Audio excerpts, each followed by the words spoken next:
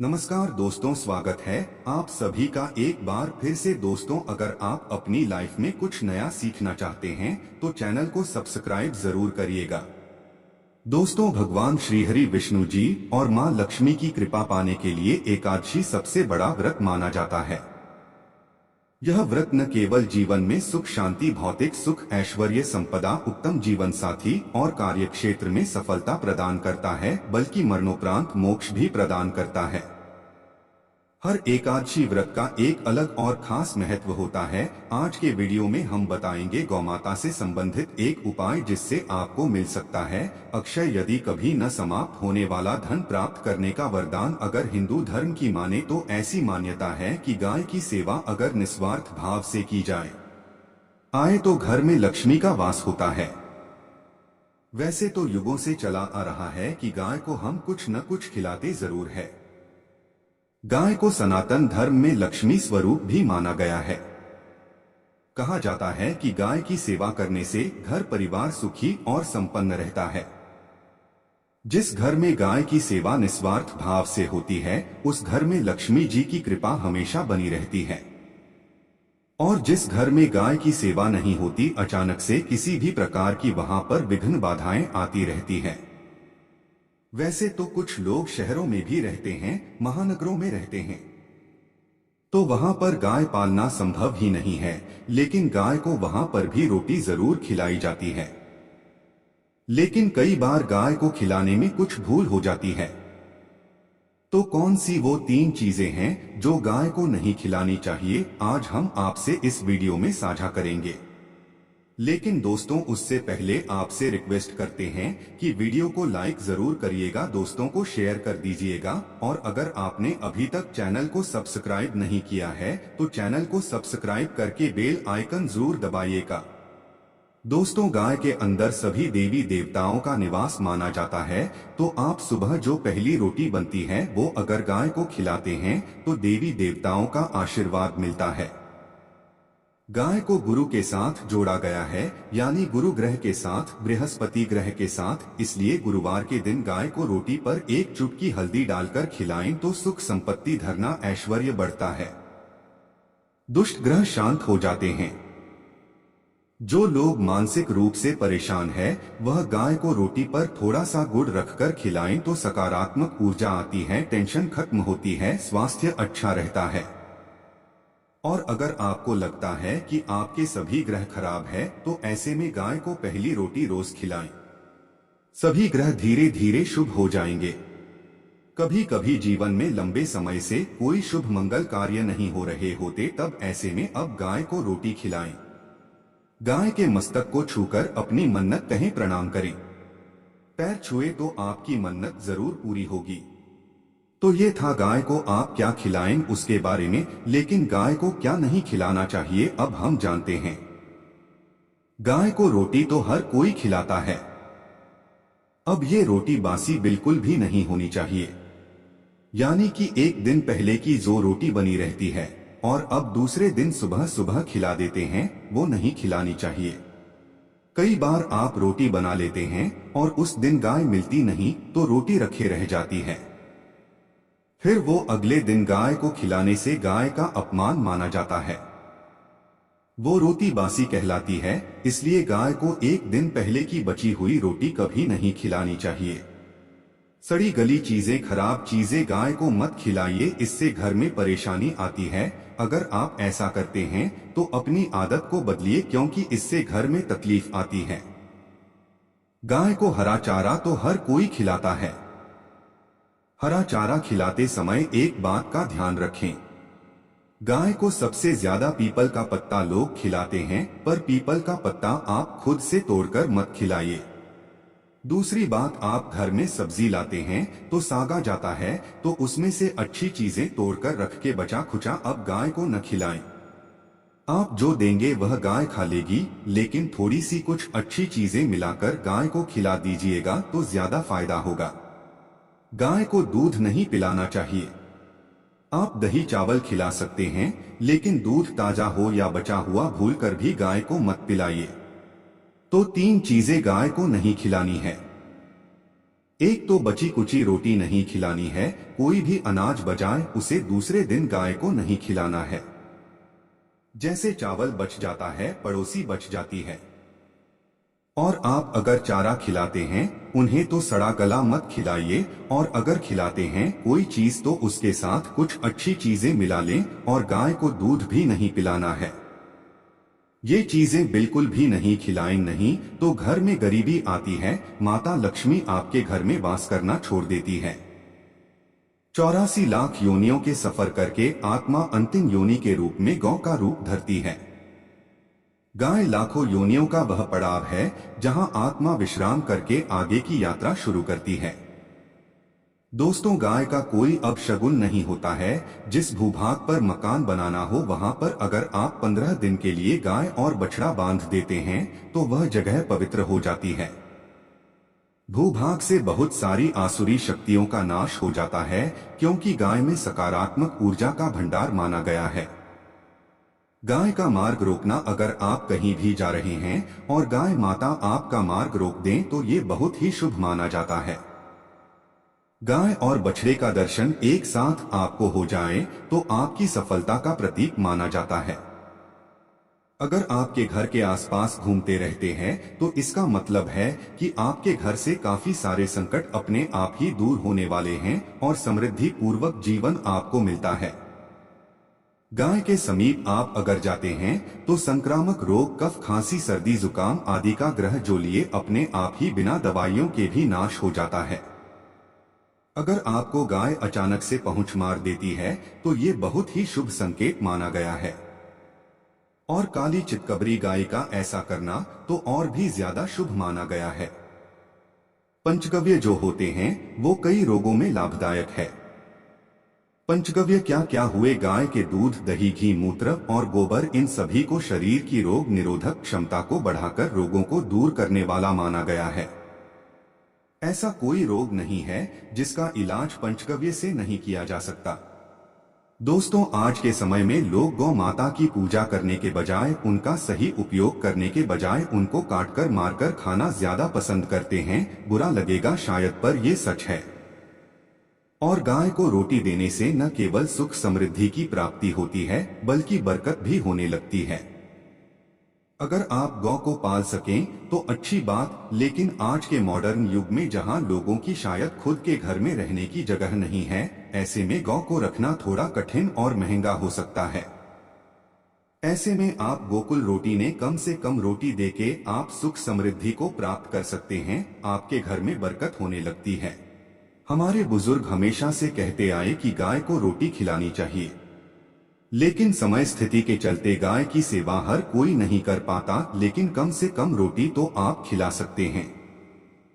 अगर रोटी भी नहीं खिला सकते, जैसे काफी सारे जो हमारे भाई बहन मलेशिया वगैरह में, लंदन वगैरह में बैठे हैं, उनको गाय नहीं मिलती है, वो पूछते हैं कि हम कैसे गौ सेवा करें। आप ऐसा कर सकते हैं, आप गांव के नाम के पैसे निकालते जाएं और फिर आप चाहे तो कभी इंडिया आए तो आप गौशाला में दान देने, या फिर आप चाहें तो वहीं पर किसी गरीब को गांव के नाम की रोटी खिलाएं। किसी भी अनाथ आश्रम में चले जाएं, किसी वृद्धाश्रम में चले जाएं, किसी भी दूसरे फिर पशु को आप भोजन कराएं। यह भी आपके लिए बहुत अच्छा होने वाला है। कम से कम रोटी जरूर खिलाएं। हमारे देश में कई जगह देखा गया है और कई लोगों का प्रश्न आता है कि हम झूठी रोटी गाय को देते हैं, क्या ये सही है या गलत है? हम झूठा खाना, बचा हुआ खाना गाय को खिलाते हैं, यानी जो बच जाता है वह गाय के हवाले कर दिया जाता है।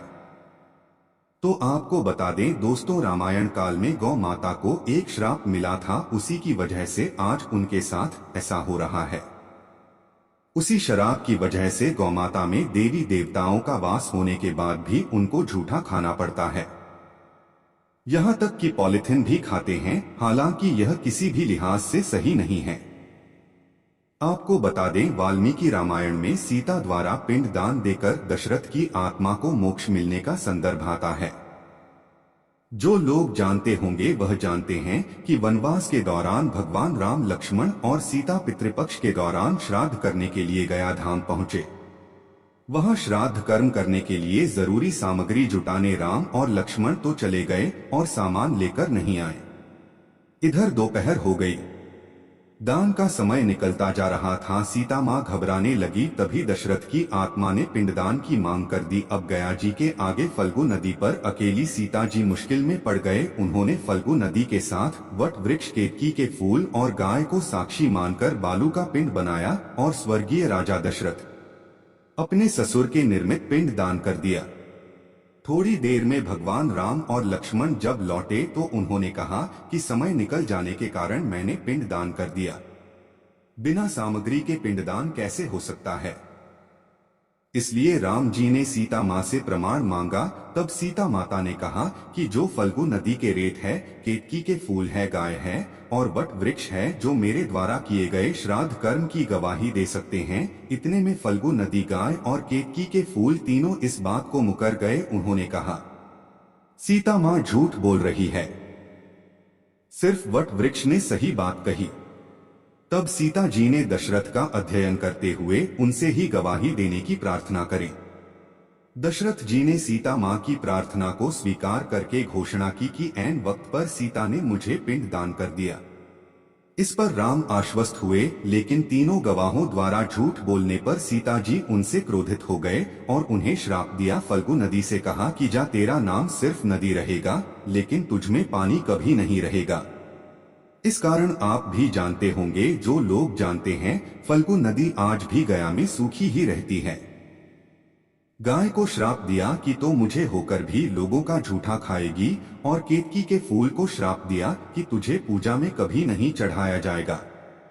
वट वृक्ष को सीता माँ ने आशीर्वाद दिया कि उसे लंबी आयु की प्राप्ति होगी और दूसरों को छाया प्रदान करेगा, तथा पतिव्रता स्त्री तेरा स्मरण करके अपने पति की दीर्घायु की कामना करेंगी। यही कारण है कि गाय को आज भी झूठा खाना पड़ता है। केतकी के फूल को पूजा से निषिद्ध बताया गया है। फल्गु नदी के तट पर जल नहीं है। सीता कुंड में पानी के अभाव में सिर्फ बालू रेत में दान किया जाता है। दोस्तों, शास्त्रों के मुताबिक गौमाता में सारे देवी देवता निवास करते हैं। 33 कोटि देवी देवता और पीटर का निवास होता है। अगर आप भी किसी मंदिर में नहीं जा सकते, पूजा पाठ नहीं करते हैं, कहीं जाकर के ग्रह दोषों का उपाय नहीं कर सकते हैं, तो आपको गाय को एक रोटी जरूर खिलानी चाहिए। हमेशा कहते हैं, पहली रोटी गाय की अगर आप भी खिलाते हैं तो दुनिया के सारे सुखों को प्राप्त कर सकते हैं। आपने अक्सर ही सुना होगा कि रसोई में पहली रोटी जो भी बने गाय को दे देनी चाहिए। हर रोज गाय को एक रोटी देने से आपके जीवन के सभी दुख दर्द दूर हो जाते हैं। खाना बनाते वक्त हमेशा पहली रोटी गाय की निकाल दें, इसके बाद ही परिवार के बाकी सदस्यों के लिए आपको रोटियां सेकनी चाहिए। कोशिश करनी चाहिए कि गाय की उस रोटी में थोड़ा सा हल्दी मिला दें, इससे गाय को रोटी खिलाने का अपार फल प्राप्त होता है। अगर गुरुवार का दिन हो तो लोई ले लें, सने हुए आटे की एक छोटी सी लोई बना लें और उसमें हल्दी मिलाकर गाय को खिला दें। आपके जीवन में शुभता आती है, वैभव आता है, धन संपत्ति का वास होता है। आप जो भी हासिल करना चाहते हैं जिंदगी में, तो आप देखेंगे कि तुरंत आपको मिनटों में वह हासिल हो जाता है। इसी तरह से आपको नमक का एक उपाय बताते हैं। नमक क्या है? नमक के बिना तो हर स्वाद अधूरा है, और साथ ही साथ अगर नमक न हो जीवन में तो स्वादहीन हो जाता है। जितना हम खाने में नमक को इम्पोर्टेंट मानते हैं, उतना ही ज्योतिष में नमक को इम्पोर्टेंट ही माना जाता है और इसे कर्ज की वस्तु माना गया है। किसी का नमक खाने का अर्थ क्या होता है? उसका कर्जदार होना। आपने सुना ही होगा, नमक का कर्ज अदा करना है। इसलिए अगर आप जीवन को सुगम बनाना चाहते हैं, सरल बनाना चाहते हैं, तो नमक का एक आसान सा प्रयोग आपको आज हम बताएंगे।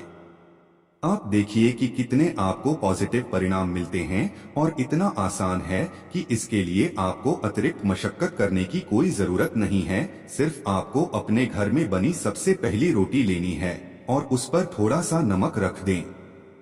अब आप पूछेंगे कौन सा नमक रखें? तो सबसे बेस्ट है आप सादा नमक, ढीली वाला नमक, सस्ता नमक जो भी है वो रखें। काला नमक नहीं रखना है, आपको सफेद नमक ही रखना है। तो नमक रख लें और फिर इस रोटी को किसी कपिला गाय को आपको दे देनी है। कपिला गाय यानी सफेद रंग की गाय को आपको खिला देना है। अगर आपको कपिला यानी सफेद गाय नहीं मिलती है तो आप यह रोटी किसी भी गाय को खिला दें, मगर यदि आपको कोई ऐसी गाय दिख जाए सबसे पहले सफेद गाय को ही खिलाना प्रेफर करें। आपको बता दें दोस्तों, ये उपाय आपकी हर समस्या को जड़ से दूर कर देता है। चाहे आपके घर में कोई बड़ी कलह हो, कोई पारिवारिक वाद विवाद हो, इस उपाय को करके आपके घर में सुख का वास होने लगता है। जो भी धन की कमी हो, बच्चों की पढ़ाई हो, करियर में सफलता हो, सभी मुश्किलें आपके जीवन की दूर होने लगती हैं। लेकिन गाय को रोटी देते वक्त मन में ऐसा कोई भावना लगाकर रखें कि हम रोटी खिलाते हैं या फिर हम बहुत बड़े दानी हैं, अन्यथा इस स्थिति में पुण्य फल की प्राप्ति होना संचय वाली स्थिति देता है। गाय को रोटी खिलाने से नियम से बरकत के अलावा आप देखेंगे धन संपत्ति में दिनों दिन बढ़ोतरी होने लगती है और आपके घर के ग्रह दोषों से आपको मुक्ति मिलती है। अगर आपके भी घर में धन की कमी है तो आपको ये उपाय जरूर करना चाहिए। किसी भी दिन करें। अगर सावन का पवित्र महीना है तो हर दिन शुभ है। आप जिस दिन चाहे उस दिन से कर सकते हैं और आप देखेंगे इस उपाय को करने से आपके घर से धन की कमी बिल्कुल झट से दूर हो जाती है। तो यह उपाय आप जरूर कर लीजिए। आज के लिए बस इतना ही दोस्तों। अगर आपको यह वीडियो पसंद आया है तो वीडियो को लाइक करिएगा, दोस्तों को शेयर जरूर करिएगा और चैनल को सब्सक्राइब करके बेल आइकन जरूर बताइएगा ताकि आने वाला नॉलेज एबल आपको सबसे पहले मिले। दोस्तों मिलते हैं अगले वीडियो में, तब तक के लिए good bye. Thanks for watching में वीडियो।